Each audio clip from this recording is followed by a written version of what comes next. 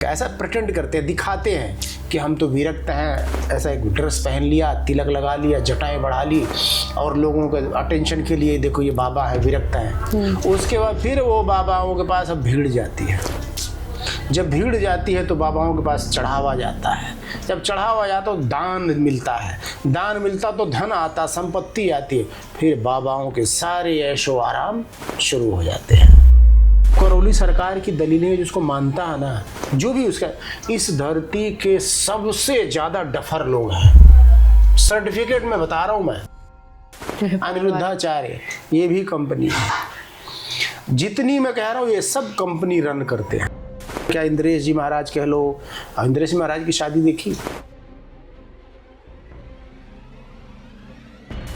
इतना पैसा छाप, मतलब अब मांग भी करते हैं, कोई भी अगर बुला ले। गाड़ियां देखो, इनका बैंक बैलेंस देखो, इनका बेडरूम देखो। गुरुजी ये लैपटॉप, ये एप्पल आईफोन,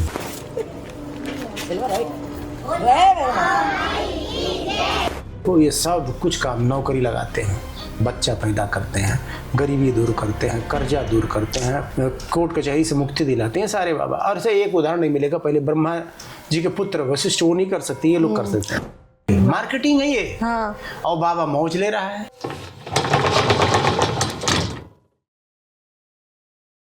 आश्रम सर, जब ये वर्ड माइंड में आता है तो इससे हम क्या समझते हैं? मतलब पहले के ज़माने में बहुत लोग बोलते थे कि इसका आश्रम है, फलाने का आश्रम है, हम इनके आश्रम में जाएंगे तो हम ठीक हो जाएंगे। मतलब इस आश्रम में आखिर मिलता क्या है? भगवान मिल जाते हैं या वहाँ जाके लोग ठीक हो जाते हैं? ऐसा क्या होता है इन आश्रमों में? मुझे ये जानना है। देखो, आश्रम पहले जो हुआ करते थे, दुर्वासा ऋषि का आश्रम, विश्वामित्र का आश्रम, संदीपनी ऋषि का आश्रम, अगस्त ऋषि का आश्रम, भारद्वाज ऋषि का आश्रम। जब भगवान का वनवास हुआ तो भगवान हर ऋषि के आश्रम में जा जाके, और उनका शबरी जी का आश्रम। पर कभी तुमने सुना शबरी जी के आश्रम में भीड़ लगती? कोई जाता भी नहीं था। कभी ये सुना भारद्वाज ऋषि के आश्रम में भीड़ लगती थी, लोग जाते थे? वो इसीलिए तो वन में गए थे कि उनको कोई आया जाए ना, संसारी लोगों से दूर। उनके पास कोई संसारी व्यक्ति जाता भी था तो ये धर्म सीखने जाता था, ये नहीं कहने जाता था कि मेरे बेटे की नौकरी लग गई या मेरा बेटा बीमार रहता है, ऐसा हो गया, हम गरीब हैं, ऐसा। और आजकल के जो आश्रम्स वगैरह हैं, अगर यहाँ की बात करें तो मतलब लोग तो इतने ज़्यादा इन सब चीज़ों में हो चुके हैं कि नहीं, आश्रम जाएंगे ना, बाबा से मिलेंगे तो हर चीज़ ठीक हो जाएगी, नौकरी लग जाएगी, हमारा बच्चा ठीक हो जाएगा। हर चीज़ में बहुत ज़्यादा हो गया है। और ये चीज़ अगर ये डॉक्टर के पास जाने से ज़्यादा अच्छा करे तो ज़्यादा सही रहेगा। लेकिन बहुत ज़्यादा ही लोग इस चीज़ में इंक्लूड हो चुके हैं कि आश्रम हमें जाना है। भले 3 दिन की यात्रा हो, 4 दिन की यात्रा हो, मैंने खुद देखा है लोगों को, बहुत ज़्यादा ही विलुप्त है इसमें। देखो, जो तुम्हें बताऊं, अभी जो बाबाओं को मैंने ऑब्जर्व किया है, जैसे क्या होता था पहले, जैसे हम लोग गृहस्थ हैं, अपना इस संसार के जो भी बाल्यावस्था से लेके जवानी तक पहले पढ़ाई की, फिर नौकरी की, विवाह किया, बच्चे हुए, बच्चे समझदार हो गए, बच्चों के बच्चे हो गए, तो लोग कहते हैं वानप्रस्थ आश्रम। यानी यहाँ का सारा टीन टब्बड़ छोड़ो, वानप्रस्थ, वन को जाओ मतलब वैराग्य, ये संसार छोड़ो, सारे सुख तो भोग लिए। अब ये शरीर जो है, अब जितने इस शरीर के, इस धरती के सुख थे सब तूने भोग लिए। अच्छे भोजन, अच्छे वस्त्र, आभूषण, मान सम्मान, पत्नी भी वृद्धा हो गई, बूढ़ी हो गई, सब तो लोग क्या कहते हैं भगवान के लिए जो बाकी बचा हुआ समय है। अब इस चीज़ को बाबाओं ने पलट दिया है। पहले बाबा जवानी के टाइम में ही बाबा बन जाते हैं, फलां जगह मैंने यहाँ तपस्या की, ये किया, वो किया, फिर आते हैं संसार में। ये बाबाओं की उल्टी गति मिलेगी। पहले लोग संसार में सारे सुख भोग के फिर जाते थे वानप्रस्थ, संसार का त्याग करते थे। अब बाबाओं ने उल्ट पलट दिया है इसको। बाबाओं ने क्या कर दिया है, पहले जाते हैं भगवान का, ऐसा प्रिटेंड करते हैं, दिखाते हैं कि हम तो विरक्त हैं। ऐसा एक ड्रेस पहन लिया, तिलक लगा लिया, जटाएं बढ़ा ली और लोगों के अटेंशन के लिए देखो ये बाबा है, विरक्त हैं। उसके बाद फिर वो बाबाओं के पास अब भीड़ जाती है। जब भीड़ जाती है तो बाबाओं के पास चढ़ावा जाता है, जब चढ़ावा जाता तो दान मिलता है, दान मिलता तो धन आता, संपत्ति आती है, फिर बाबाओं के सारे ऐशो आराम शुरू हो जाते हैं। तो इसको कहते हैं उल्टी गंगा। तो ये जितने बाबा के देखो सबने अपने अपने एक आश्रम, और ये सब इनका व्यापारिक स्थान है, व्यापार चलता है, व्यापार चलता है। हाँ, आप जाते हो, आपको ऐसा लगता है बस बाबा के दर्शन करोगे, बाबा हमें बात कर लेंगे, देख लेंगे, ऐसे कर देंगे तो हमारे जीवन की समस्याओं का अंत हो जाएगा। ऐसा कुछ नहीं होता, एक भी उदाहरण नहीं है। ऐसा एक भी उदाहरण नहीं है। पहले आप राम कथा सुन लो, रामायण में देख लो, श्रीमद् भागवत में देख लो। एक बार राजा दशरथ को संतान का अभाव था, मन में आया संतान हो।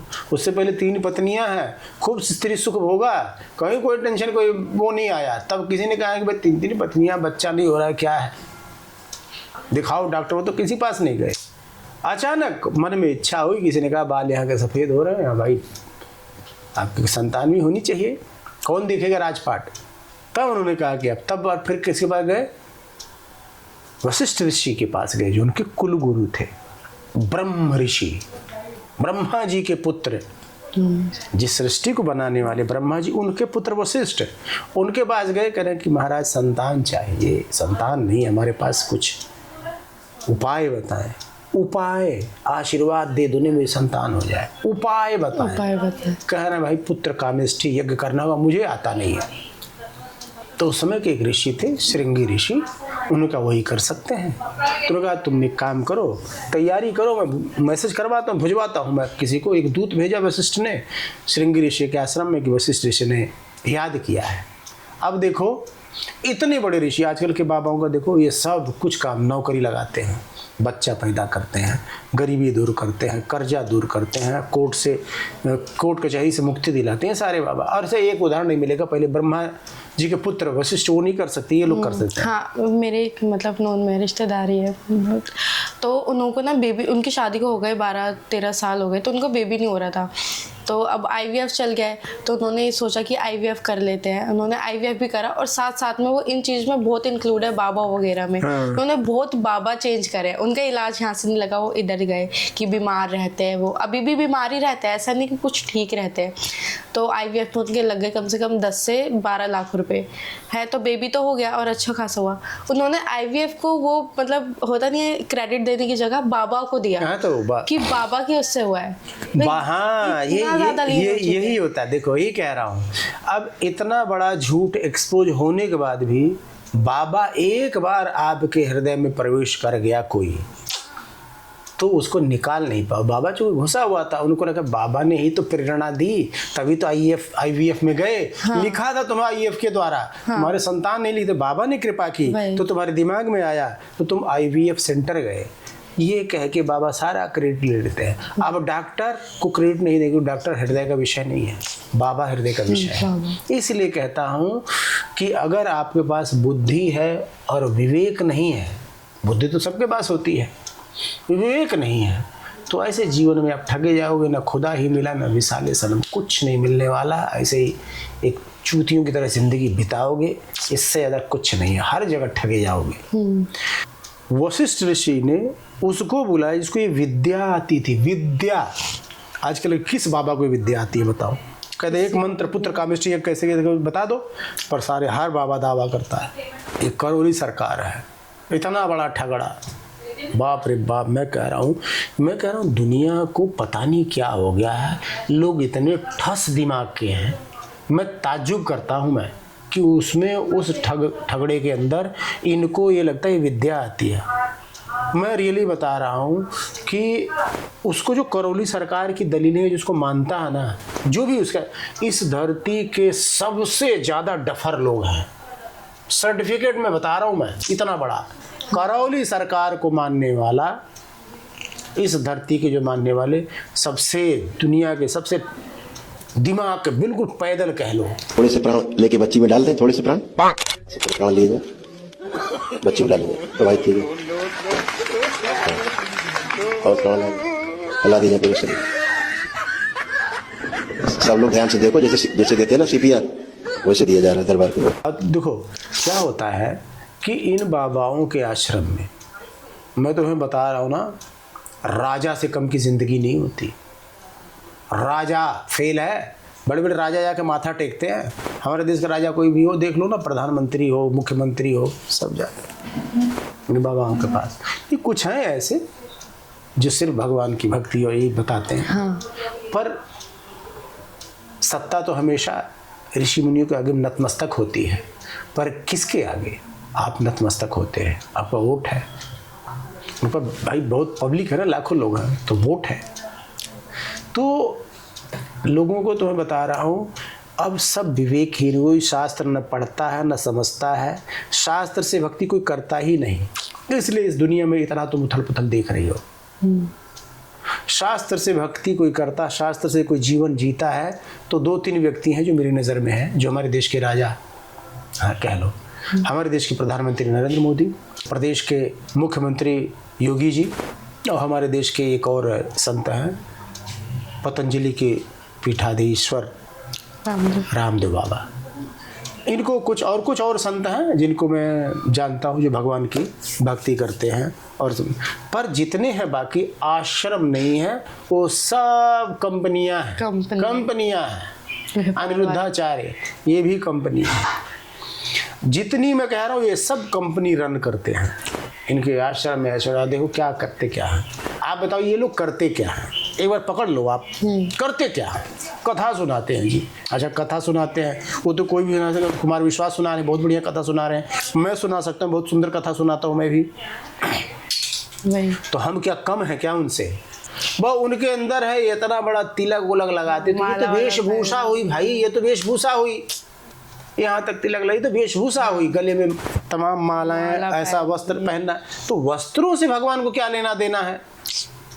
राजा दशरथ तो स्वर्ण आभूषण पहनते थे, उनके बेटे गोदी में बैठा के लेते भगवान को। नंद बाबा हो भी आभूषण खूब पहनते, सुंदर सुंदर, उनके गोदी में खुलते थे। उनकी पत्नी यशोदा जी वो भी खूब वस्त्र आभूषण पहनते थे, तो भगवान को मारती भी थी। काहे कि ऋषि मुनि हो यार, ये लोग हैं। हाँ। एक्चुअल में भक्ति ये लोग करते थे। इन बाबाओं से आजकल के, मैं देखो मैं अभी भी संतों का कह रहा हूँ, कुछ संत आज भी हैं।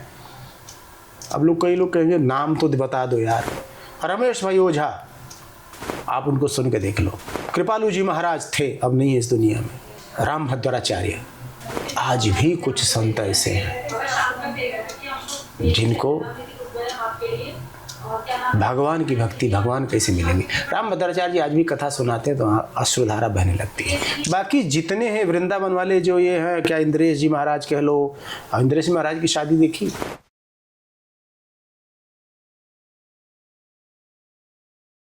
कौन कहेगा ये संत ऋषि विरक्त है, पर मैं उनको मानता हूँ गृहस्थ है।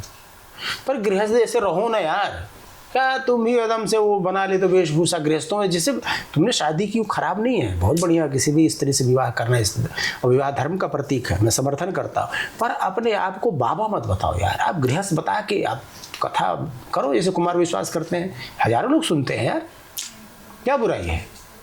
पर नहीं, एक वेशभूषा, क्योंकि वेशभूषा बहुत जरूरी है इनकी, यहीं से थोड़ा शंका जो है घुसती है। वेशभूषा, आप रहते संसार में हो, संसार के जितने सुख वैभव सब भोगते हो और कहते हो विरक्त हो। विरक्त मत कहो यार। जैसे राजा जनक थे, राजा दशरथ थे, अम्बरीश थे, तमाम और राजा थे, दिलीप, नहुष, सब राजा थे। इन लोगों ने, हरिश्चंद्र, सब राजा थे। पर तुम ऐसी वेशभूषा बना के फिर आप ऐसा जताते हो कि, क्योंकि देखो जब आप वेशभूषा धारण करते हो तो एक स्वरूप बनता है, ये बाबा है। हाँ। बाबा है, चमत्कारी तो पक्का होगा। ये साधारण इंसान है। हम लोग जीन्स टी शर्ट पहन के अगर हमारा जीवन भगवान के बहुत करीब है, भगवान से बिल्कुल समर्पित है, हम बाबा नहीं, क्योंकि हमें व्यापार थोड़ी करना है भगवान को लेके। बहुत अच्छा कर सकते हैं, मुझे कुछ करना नहीं पड़ेगा। अभी तिलक उलक लगा के, अभी गंजा गुंजा हो के, अभी धोती कुर्ता पहन कुछ ऐसे प्रेडिक्ट करने जब अभी आड़ोस पड़ोस शुरू हो जाएगा, आ जाएगी माता, हमारे बेटे को ये हो गया, थोड़ा बहुत कर भी दूंगा मैं, तो इतना तो देखो भगवान से प्रेम है, मैं जानता हूँ भगवान मुझे प्रेम करते हैं, मैं किसी के लिए इतना कह दूँ ना तो हो जाएगा ठीक। एक होता ना तपो बल, इतना है, मैं जीवन में पाप नहीं करता, निष्पाप हूँ। निष्पाप के तौर में इस संसार को मैं समझता हूँ, ये संसार यहीं रहेगा, इस संसार में माया का है, ये भी भगवान ने ही बनाया है, ये शरीर भी माया का है, इसे भगवान ने बनाया है, ये यहीं रह जाएगा, नष्ट हो जाएगा, ये संसार भी यहीं रह जाएगा। बस इस शरीर से इस संसार में कैसे रहना है, शास्त्र जैसा करता वैसा हमने जीवन जीता हूँ और सबको यही कहता हूँ, इसी को कहते हैं वैराग्य। वैराग्य ये नहीं सब छोड़ छाड़ के चले जाओ तो ही संसार में अकेले रहने जाओ, जंगल में जाके कुटिया बना के, सब कुछ वही वैराग्य है। तो जो ऐसा कर लेता है उसका तो जैसा तो कोई महापुरुष ही नहीं है। पर जितने बाबा सब शहर में रह रहे हैं, सबके आश्रम में सब देख लो, ऐसा एक ना उद्योगपति के घर पे वो ऐशो आराम नहीं हो जो इन बाबाओं के यहाँ है। हाँ, इतना पैसा छाप, मतलब अब मांग भी करते हैं, कोई भी अगर बुला ले। गाड़ियाँ देखो, इनका बैंक बैलेंस देखो, इनका बेडरूम देखो। हाँ, एक से एक लग्जरी होगा, गाड़ी इतनी लग्जरी होगी और हर चीज में मांग भी ऐसे करेंगे कि इतने लाख रुपए लूंगा। बॉडीगार्ड देखो, ये बाबा हैं। हाँ। और दुनिया इतना बताओ, बाउंसर, इनको मैं कह रहा हूँ VIP ट्रीटमेंट। हाँ। और फिर भी लोग, इसलिए तुम्हें कहता हूँ कि अब ये दुनिया, ये संसार है, अब घोर कलयुग बढ़ता जा रहा है, लोग मंदबुद्धि होते जा रहे हैं, लोग अल्पायु होते जा रहे हैं और लोगों की सोचने समझने की क्षमता खत्म होती जा रही है। लोग का मतलब इस तरीके से ब्रेन वॉश हो चुका है ना, लोगों से ये जो बोलेंगे वो मानने के लिए तैयार है। घर में मूर्ति रख ली, तस्वीरें रख ली, इनको पूछ रहे वहाँ पर मंदिर है, वहाँ मंदिर को कोई। अब तुम्हें देखो, इस पे कह रहा हूँ, भारद्वाज ऋषि के आश्रम में किसकी मूर्ति थी? संदीपनी ऋषि के आश्रम में किसकी मूर्ति थी? अगस्त ऋषि के आश्रम में किसकी मूर्ति थी?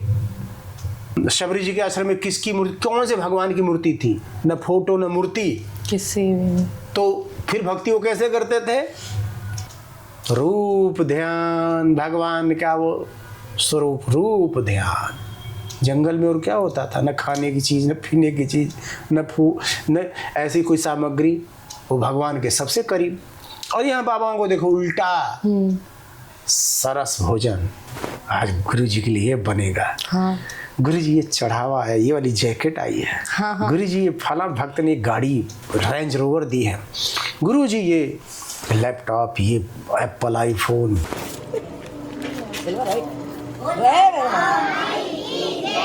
सब मौज ले रहे हैं और इनको लगता है कि ये बाबा है, इनको जो कुछ भी उनके जीवन में मिल रहा है भाई इन्हीं बाबाओं की देन है। हाँ। आज का मनुष्य इतना डफर हो गया है, इसलिए मैं तुम्हें कहता हूँ, राम कथा सुनो, श्रीमद् भागवत सुनो, उसमें क्या कहते हैं, क्या कहा गया, क्या किया गया है, वैसे करो और जिंदगी मौज लो। जितने मैं कह रहा हूँ, बस इतना जानो वैराग्य क्या होता है भाई, ये जानो ये शरीर यहीं रह जाएगा, यहीं के लिए बस। हाँ, ये तो है। ये संसार यहीं रहेगा, इसको छोड़ के जाना है, कब जाना पता नहीं होता, हर उम्र का व्यक्ति मरता है। ये ज्ञात रहे तो हमें पता लगेगा, तब एक्चुअली पता लगेगा हम हैं कौन। जो अंदर मेरी आत्मा है वो मैं हूँ, और वो कौन है? भगवान का अंश है, यानी हम भगवान की बेटी हूँ, मैं भगवान का बेटा हूँ, मैं भगवान का हूँ। मैं संबंध स्थापित हो तो गया, इतनी ही तो बात है, नहीं तो इतनी ही बात है। अब भगवान ने कहा इस शरीर से इस संसार के कुछ रिश्ते दे रहा हूँ, जिनको मैं नहीं कहा ये तुम्हारा भगवान है, बस उनके प्रति तुम जो है ऐसे आचरण करना जैसे मैंने राम अवतार में करके दिखाया है, कृष्ण अवतार में मैंने कह के बताया है, वैसा करो, बस मौज लो। मैं तुम्हारे लिए खड़ा हूँ, गेट खुला, जब मर्जी आओगे, जब संसार छोड़े मेरे सीधे मेरे धाम। इतनी सुंदर ये जिंदगी, इतनी छोटी सी दुनिया है, पर इतना ही समझना है, वैराग्य तो ये और वो। अरे मत करो, भगवान से प्रेम करो। देखो प्रेम ऐसे ही हो जाएगा, भगवान आपने मुझे इतना ज्ञान दे दिया है कि माया का संसार है, ये माया का शरीर है, ये ज्ञान मुझे दे दिया, हो गया, तुम मिल गए, मैं आपकी बेटी हूँ या मैं आपका बेटा हूँ, बस यही है धर्म।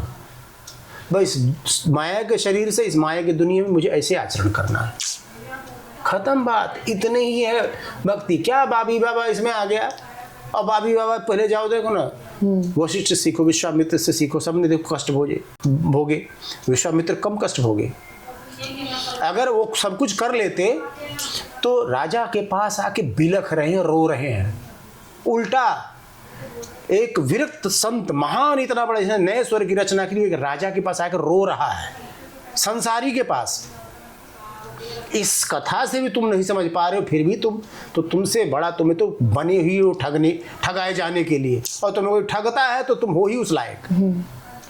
इसलिए मुझे कोई बाबा ठग नहीं पाता, क्योंकि इस कथा से आप सीखते क्यों नहीं हो।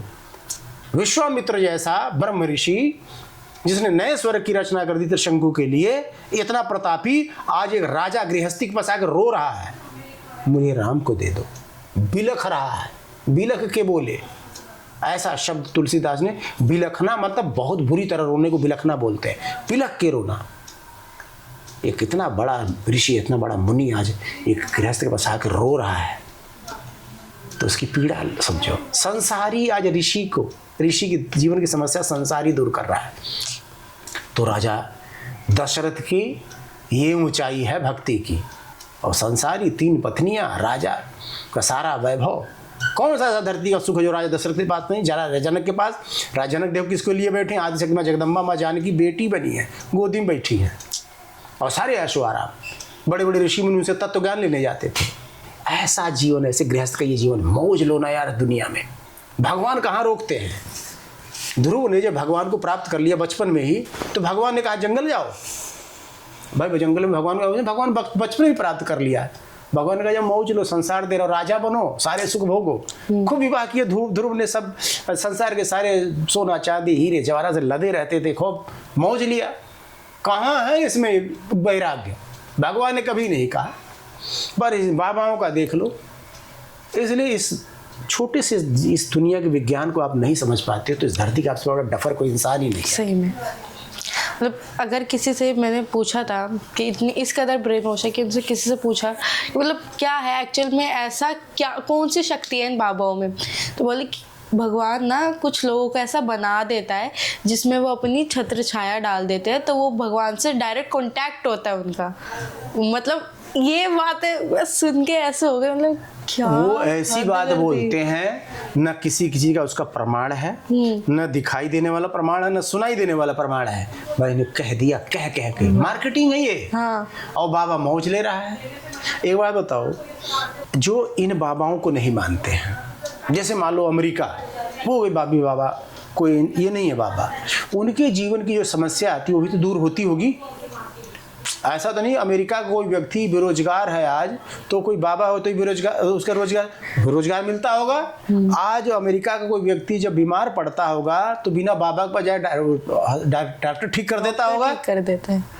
हर प्रकार की समस्याओं का अंत भाई जो मुस्लिम है उनका भी तो होता है, जो क्रिश्चियन उनका भी होता है, इजराइली उनके भगवान तो सबसे, इतना छोटा सा देश, अब सोचिए उनका भगवान कितना ताकत, मैं इतने बड़े बड़े लोगों को मारता हूं, उसका भगवान तो सबसे बड़ा है। फिर तो कायक ऋषि मुनि।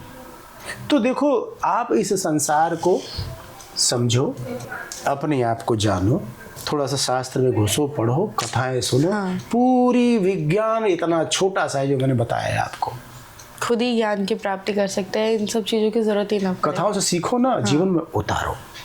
तो भगवान सबके स्वामी हैं, किसी ऋषि मुनि बाबी बाबा पास जाने की जरूरत नहीं। जब ध्रुव निकले ना, माँ देखो, माँ ने जब एक देखो कहते हैं ना कि जिस दिन आपको भगवान को पाने की उत्कंठा जागेगी, आपको भगवान मिलेंगे।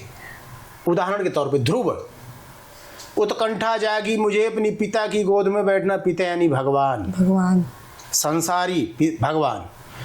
ध्रुव गए, संसारी भगवान था। ध्रुव ने अपना धर्म तब भी नहीं छोड़ा। अपमानित हुए संसारी भगवान के द्वारा, तो फिर पुनः आए अपने गुरु माँ के पास। गुरु देखो ऐसा होने माँ के पास, तो माँ ने कहा कि बेटा कोई बात नहीं, संसारी भगवान ने तुम्हें दुत्कारा है, असली भगवान से मिलना। तो माँ कहाँ मिलेंगे? माँ बता रही है कहाँ मिलेंगे। बेटा वो तो तप करने से मिलते हैं, उनको प्रेम करने से मिलते। कैसे हैं? कह रहे बेटा तुम्हें तो नहीं जानती, पर जानती बड़ा सुंदर है। ऐसा है। माँ बताती, कहती क्या लोग, कहते बेटा मैंने देखा लोग तप करते हैं वन में जाके तो भगवान मिलते हैं। 7-8 वर्ष का बालक वन में जाता है, कौन बाबा? भगवान बाबा भेजते हैं, ये दुनिया का सबसे बड़ा बाबा नारद जी को, जाओ बालक आ रहा है मेरी तरफ चल रहा है, मेरा नियम झूठा होगा। संसारी भगवान ने उसको दिए, पर इस बच्चे ने अधर्म नहीं किया है, धर्म नहीं छोड़ा। और जो इसकी गुरु है उसकी माँ ने भी अपना धर्म नहीं छोड़ा। दोनों धार्मिक है, आ रहे मदद करो जाओ। भगवान नारद जी को नारद जी आए और बीच में मिले, थोड़ा सा उन्होंने टेस्ट किया, डराया और आए, नहीं डरे, दृढ़ संकल्प, मंत्र दिया ओम नमो भगवते वासुदेवाय का, बताया वहाँ जाके करो, विधि बता दी, भगवान को प्राप्त कर लिया। ध्रुव ने बाल्यावस्था में ही 6 महीने में भगवान मिल गए, खटाक दे जीवन लोग बिता देते हैं, मिल गए भगवान और अपनी माँ से भी मिलवाया, खुद भी गोदी में भगवान के बैठे, माँ को दर्शन कराया ध्रुव ने। और फिर ये होता है भक्त। कहाँ है इसमें बाबा? एक बाबा नहीं है, कहीं पे भी बाबा नहीं है। और फिर भगवान ने कहा, पूछा पूर्व उत्तान पाद, देखो भगवान जब सही जगह करते हैं, मति फेरी ध्रुव के पिता की, जो संसारी पिता था, आत्मग्लानि हुई, सारा संसार इनको सारा राजपाट देगा ध्रुव को, वानप्रस्थ। अब भगवान ने कहा जय संसार मौज ले जा बेटा। ये होता है यार, कहाँ है बाबा इसमें? बस अपने अपने धर्म को पकड़ रखा है। ध्रुव ने अपना धर्म नहीं छोड़ा, ध्रुव की माँ ने अपना धर्म नहीं छोड़ा, दो थे, दोनों को भगवान मिले और संसार के सारे सुख मिले। सह के ध्रुव ने भी अपमान सहा और ध्रुव की माँ ने भी अपना अपमान सहा, सुनीति ने। तो अपमान जब सह ले तो विषम परिस्थिति में वहीं से भगवान की जो है गेट खुलता है और भगवान स्वयं चल के आते, भेजते हैं। ये है भक्ति, ये है भक्ति, कोई भाभी बाबा नहीं है। तो ये चर्चा इतनी ही रखते हैं, क्योंकि ज़्यादा बोलेंगे तो कन्फ्यूज़न ज़्यादा होगा। तो थोड़ा सा मैं आप सब लोगों से यही कहूँगा कि अगर आप नए हैं तो मेरे चैनल को सब्सक्राइब कीजिए, शेयर कीजिए, अगर आपको अच्छा लगता तो लाइक कीजिए और कमेंट करके बताइएगा कि मैंने जो बोला वो ठीक है या नहीं है।